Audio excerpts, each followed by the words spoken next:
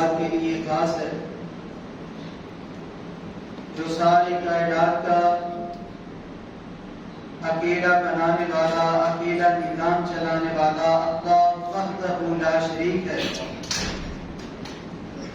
اس کی ذات کے اندر، صفات کے اندر، اسماء گرامی کے اندر کوئی بھی اس کا شریک نہیں۔ درود و سلام امام الانبیاء، امام الحرمین سید الثقلین، شفیع المسلمین، رحمت للعالمین، امامنا فی الدنیا، امامنا فی الآخرہ، امامنا فی الجنہ، میرے اور آپ کے پیارے نبی، پیارے رسول جناب محمد مصطفیٰ صلی اللہ علیہ وآلہ وسلم کی ذات گرامی پر۔ سامعین حضرات، دوسرا اسلامی مہینہ ماہ سفر شروع ہو چکا ہے۔ آج اس کی 5 تاریخ ہے۔ ارکان ایمان کی تعداد کتب حدیث کے اندر 5 آئی ہے۔ ان میں سے ایک رکن ہے کہ اللہ کی ملائکہ کے اوپر ایمان لانا۔ حدیث جبرائیل علیہ السلام بڑی معروف ہے۔ سوال کرنے پر جواب دیا گیا ایمان کیا چیز ہے؟ آپ علیہ السلام نے فرمایا ان تؤمن باللہ وملائکتہ وکتبہ ورسلہ والیوم الآخر وتؤمن بالقدر خیرہ وشرہ، یہ کہ تو ایمان لا اللہ تعالیٰ پر، وملائکتہ اس کے فرشتوں پر، وکتبہ اور اس کی کتابوں پر، ورسلہ اور اس کے رسولوں پر، والیوم الآخر اور آخرت کے دن قیامت پر، وتؤمن بالقدر خیرہ وشرہ اور ایمان لا تقدیر کے اچھا ہونے پر، تقدیر کے برا ہونے پر۔ یہ 6 چیزیں ارکان ایمان کے اندر شامل ہیں۔ آج لوگوں کا ایمان اللہ تعالیٰ کے متعلق جو کتاب و سنت کے اندر آیا وہ نہیں ہے۔ لوگوں نے ایمان سمجھا ہے جو ان کے آباء و اجداد نے کیا وہی ان کا ایمان ہے، حالانکہ ایسی بات نہیں ہے۔ ساری کائنات کو بنانے والا وہ اللہ تعالیٰ، ساری کائنات کا نظام چلانے والا وہ اللہ تعالیٰ، ساری کائنات کو نفع پہنچانے والا وہ اللہ تعالیٰ۔ اور اگر یہ کام کسی اور کی طرف منسوب کر دیے جائیں تو یہ شرک کہلاتا ہے۔ اگر ہم کہیں کہ ساری کائنات کا نظام اللہ کے سوا کوئی اور بھی چلا رہا ہے، یہ اللہ تعالیٰ کے ساتھ شرک ہے۔ اگر ہم کہیں نفع نقصان کا مالک اللہ نہیں بلکہ کچھ اور بھی ہے، یہ اللہ تعالیٰ کے ساتھ شرک ہے۔ اللہ تعالیٰ نے قرآن کریم کے اندر اس بات کا تذکرہ کیا ان اللہ لا یغفر ان یشرک بہ ویغفر ما دون ذلک لمن یشاء، بے شک اللہ تعالیٰ جسے چاہے معاف کر دے، جسے چاہے نہ معاف کرے، اور جس نے اللہ تعالیٰ کے ساتھ شرک کیا اس کو اللہ تعالیٰ کبھی معاف نہیں کریں گے۔ اور دوسرے مقام پر فرمایا ان الشرک لظلم عظیم، بے شک شرک وہ بہت بڑا ظلم ہے۔ آج کے دور کے اندر اگر آدمی اہل شرک کی مجلس کے اندر ہو تو اس بات کا اعلان کرے اللہ ہی وہ ذات ہے کہ اس جیسی کوئی ذات نہیں ہے، لوگ اس کو ماریں گے، تھپڑ رسید کریں گے۔ ابھی چند روز فیصل آباد کے اندر اہل شرک کی ایک مجلس جاری تھی جس کے اندر ایک وکیل نے اٹھ کر کہا کہ لوگوں یہ کہہ رہا ہے نسانی سرکار یہ ہے انسانی سرکار صرف اللہ تعالیٰ کی ذات ہے، اس جیسا کوئی نہیں۔ یہ لوگوں نے جو اس کا حال کیا، آپ نے ویڈیو کے اندر دیکھا ہوگا، اس کو مارا گیا، پیٹا گیا، اس کا جرم کیا۔ اس نے کہا کہ لوگوں، لسانی سرکار صرف اللہ تعالیٰ کی ذات ہے، تم یہ اوروں کی طرف منسوب کر رہے ہو۔ لوگوں کا ایمان ویسا نہیں ہے جیسا ہونا چاہیے، جیسا کتاب اللہ کے اندر آیا ہے، ان تؤمن باللہ، ایمان لا اللہ تعالیٰ پر، ایمان لا اللہ تعالیٰ پر۔ کیسا کہ میرا اللہ میرے نفع کا بھی مالک ہے، میرے نقصان کا بھی مالک ہے۔ مشرکین مکہ، وہ جب ان کو کوئی خیر ملتی وہ کہتے ہیں یہ ہمیں اللہ تعالیٰ کی طرف سے ملی ہے، اور جب انہیں کوئی شر کی بات پہنچتی، کوئی برائی کی بات پہنچتی، وہ منسوب اسے اللہ کی طرف کرتے۔ اللہ تعالیٰ نے کہا یہ ظلم ہے، خیر بھی میری طرف سے آتی ہے، شر بھی میری طرف سے آتا ہے، اس لیے دونوں چیزوں کو میری طرف منسوب کرو، اللہ کے پاک پیغمبر علیہ الصلوۃ والسلام کی طرف منسوب نہ کرو۔ اے مشرکین مکہ، تو یہ پرانا ربط چلی آ رہی ہے کہ خیر کے کام تو پرانے مشرکین وہ اللہ تعالیٰ کی طرف منسوب کرتے تھے، اور شر کے کام کو اللہ کے پاک پیغمبر علیہ الصلوۃ والسلام کی طرف معاذ اللہ منسوب کرتے تھے۔ لیکن آج کے لوگوں کی حالت دیکھیں، کاروبار اچھا چل چکا ہے، کہتے ہیں سنائیں جی فلاں کی نظر کرم ہے، فلاں کی تو خیر ہے، فلاں کی طرف سے ہمیں صدقہ جاریہ ملا ہوا ہمارا کاروبار چل رہا ہے، اور اگر کاروبار کے اندر نقصان ہو جائے بس جی اللہ کی مرضی۔ جب نقصان ہو جاتا ہے اس وقت ہمیں اللہ تعالی یاد آ جاتے ہیں، اور جب خیر ملتی ہے اوروں کی طرف منسوب کر دیتے ہیں۔ یہ کیسی دو رنگی ہے؟ دو رنگی چھوڑ دو، یک رنگ ہو جاؤ، سراسر موم ہو جاؤ یا سب ہو جاؤ۔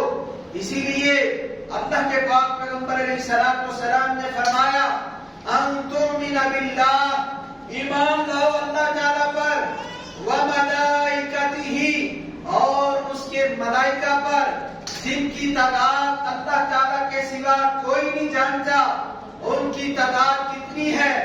آپ بھی اگر کہیں کہ میں ملائکہ کی تعداد معلوم کرنا چاہتا ہوں، اللہ تعالیٰ نے فرمایا وَمَا يَعْلَمُ رَبُّكَ إِلَّا هُوَ، تیرے رب کے علاوہ یہ اللہ تعالیٰ کے لشکر کو کوئی بھی نہیں جانتا ملائکہ کی تعداد کتنی ہے۔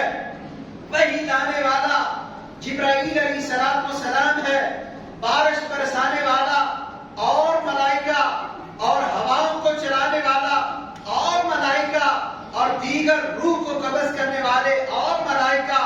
اللہ تعالیٰ کے سوا ملائکہ کی تعداد کو کوئی نہیں جانتا، اور ملائکہ اللہ تعالیٰ کی ایسی مخلوق ہے جو اللہ تعالیٰ کی نافرمانی بھی نہیں کرتے، اللہ تعالیٰ کی ہر وقت بندگی کرتے ہیں، ہر وقت اللہ تعالیٰ جو انہیں حکم دیتا ہے وہ اس کے مطابق اپنی زندگی کو بسر کرتے ہیں، اور اس کے مطابق اس کے حکم کو بجا لاتے ہیں۔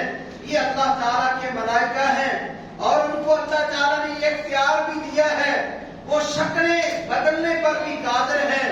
ابراہیم علیہ السلام کے پاس اللہ تعالیٰ کے ملائکہ آئے، انسانی شکل کے اندر آئے، لیکن اللہ کے خلیل ابراہیم علیہ السلام نہیں جان سکے کہ اللہ تعالیٰ کے ملائکہ ہیں یا عام انسان ہیں۔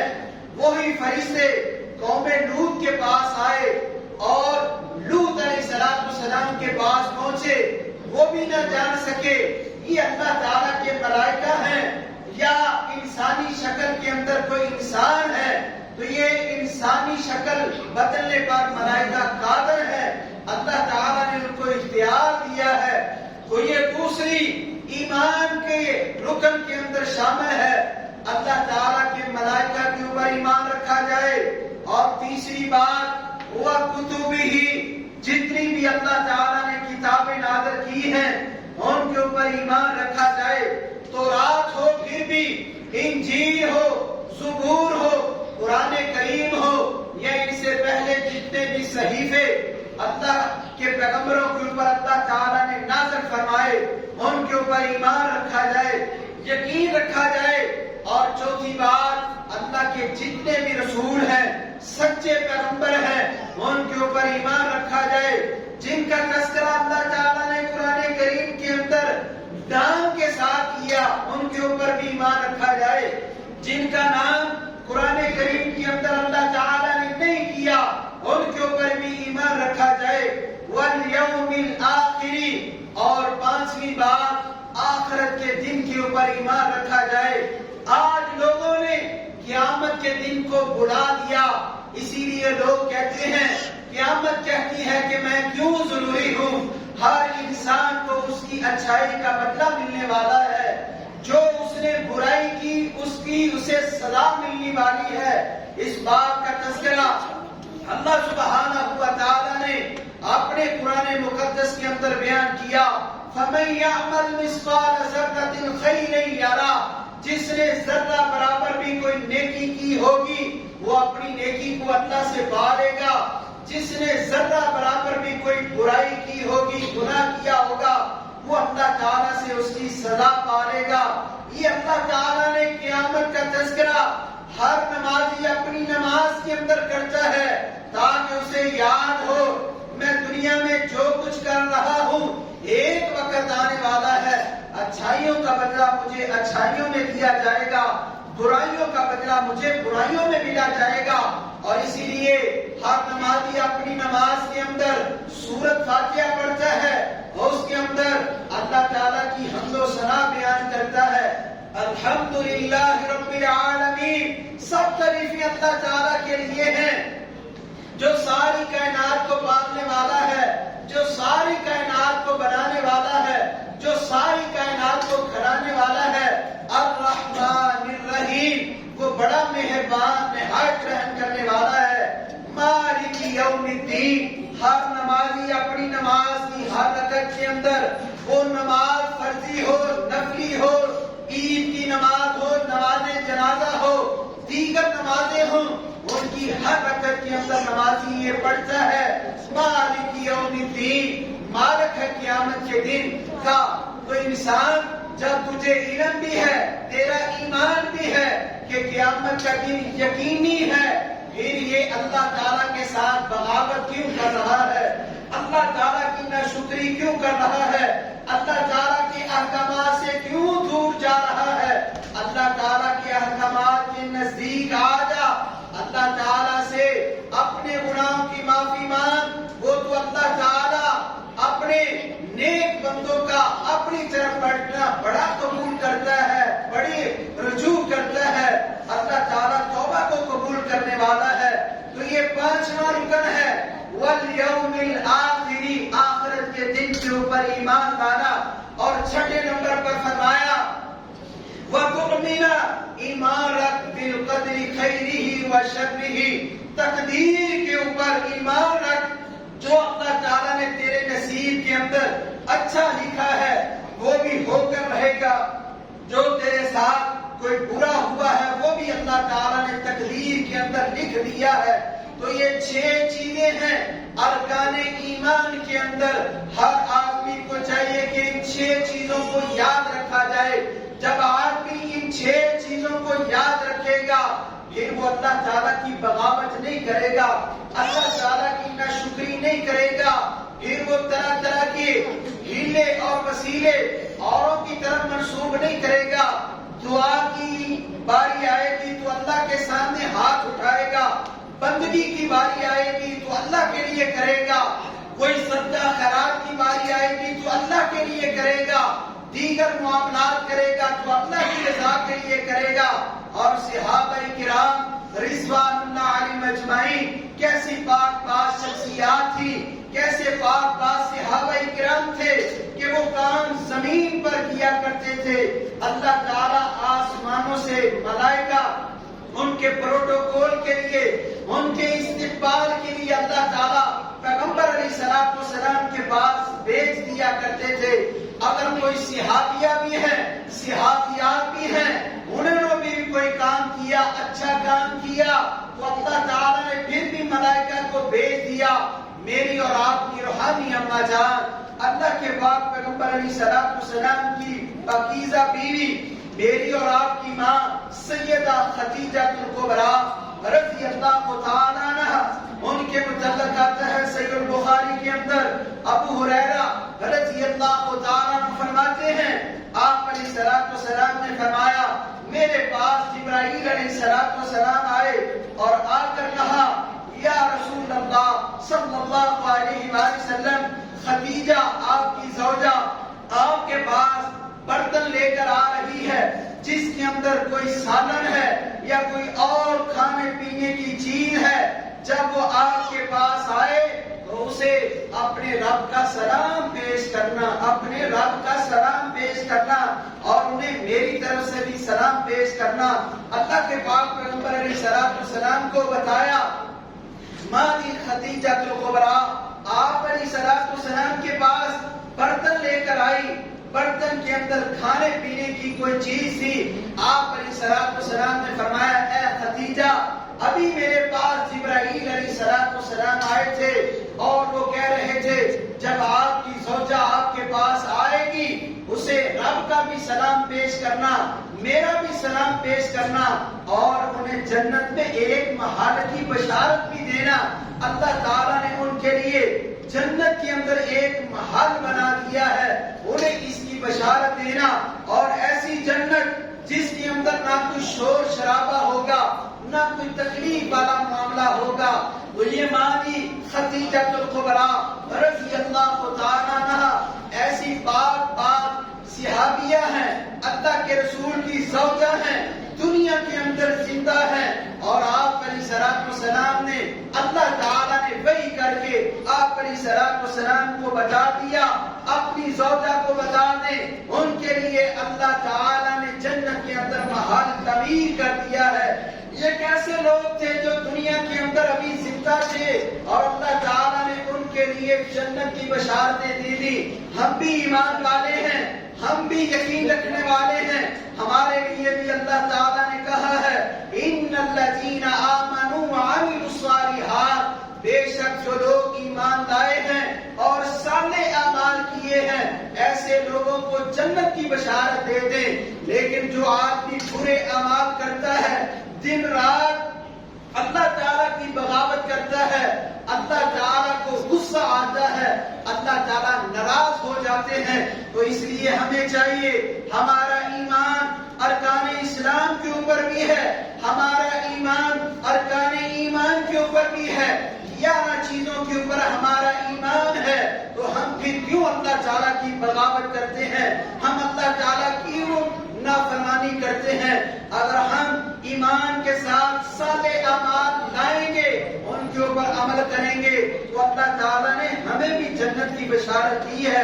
جس طرح ماں خدیجہ کو اللہ کے پیغمبر نے جنت کی بشارت دی ہے، اسی طرح ہمیں بھی اللہ تعالیٰ نے جنت کی بشارت دی ہے۔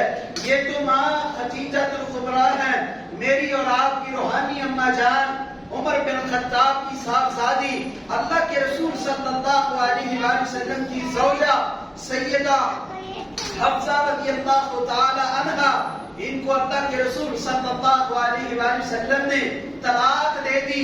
اللہ کے پاک پیغمبر علیہ الصلوۃ والسلام کے پاس اللہ تعالیٰ نے فوری طور پر جبرائیل علیہ الصلوۃ والسلام کو بھیجا، جا کر میرے پیغمبر علیہ الصلوۃ والسلام کو بتائیں ایسی پاک باز شخصیت کو طلاق نہ دیں، یہ تو اللہ تعالیٰ کی بندگی کرنے والی ہے، یہ تو اللہ تعالیٰ کی رضا کے اوپر راضی ہے، اور ان کے لیے اللہ تعالیٰ نے جنت تیار کر رکھی ہے۔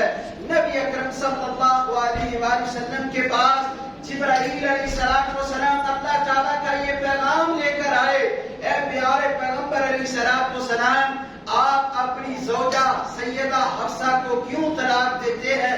وہ تو اللہ تعالیٰ کی بندگی کرنے والی ہے، اللہ تعالیٰ کی شاکرہ ہے، شکر گزار ہے۔ آپ علیہ الصلوۃ والسلام کے پاس جبرائیل علیہ السلام جب یہ پیغام لے کر آئے، نبی اکرم صلی اللہ علیہ وآلہ وسلم نے فوری طور پر اپنی زوجہ حفصہ کے ساتھ رجوع کر لیا۔ تو یہ میرے پیغمبر علیہ الصلوۃ والسلام کی زوجہ سیدہ حفصہ ہیں، جن کی بندگی کا تذکرہ اللہ تعالیٰ نے عرش بری سے جبرائیل علیہ السلام کو پیغام دے کر آپ تک پہنچایا، تو یہ ایسے لوگ تھے جن کے لیے ملائکہ اترا کرتے تھے۔ اسی لیے اللہ تعالیٰ نے اپنے قرآن مقدس کے اندر اس بات کا اعلان کیا، ان الذین قالوا ربنا اللہ، بے شک وہ لوگ جو کہتے ہیں ہمارا رب اللہ ہے، ثم استقاموا، پھر اس کے اوپر ڈٹ جاتے ہیں، حالات جس طرح کے بھی ہو جائیں اللہ تعالیٰ کا شکوہ نہیں کرنا، اللہ تعالیٰ کے ساتھ اپنے آپ کے تعلق بہتر کرنے ہیں، استغفار کرنی ہے۔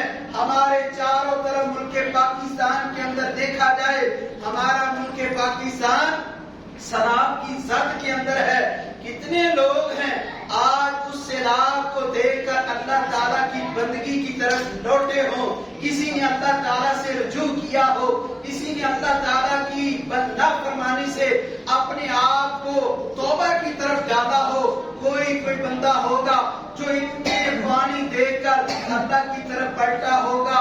وہ قوم نوح علیہ السلام کے اوپر اللہ تعالیٰ نے عذاب نازل کیا، پانی کی صورت کے اندر آسمان بھی پانی برسا رہا ہے، زمین بھی پانی نکال رہی ہے، لیکن اللہ تعالیٰ نے ان لوگوں کو بچایا جو ایمان والے تھے، نوح علیہ السلام کو بچایا، نوح علیہ السلام کے اوپر جو ایمان لائے تھے ان کو اللہ تعالیٰ نے بچایا، اور بیٹے کو بھی کہا کہ آجا ہمارے ساتھ کشتی کے اندر سوار ہو جا، ہمارے اوپر ایمان لے آ۔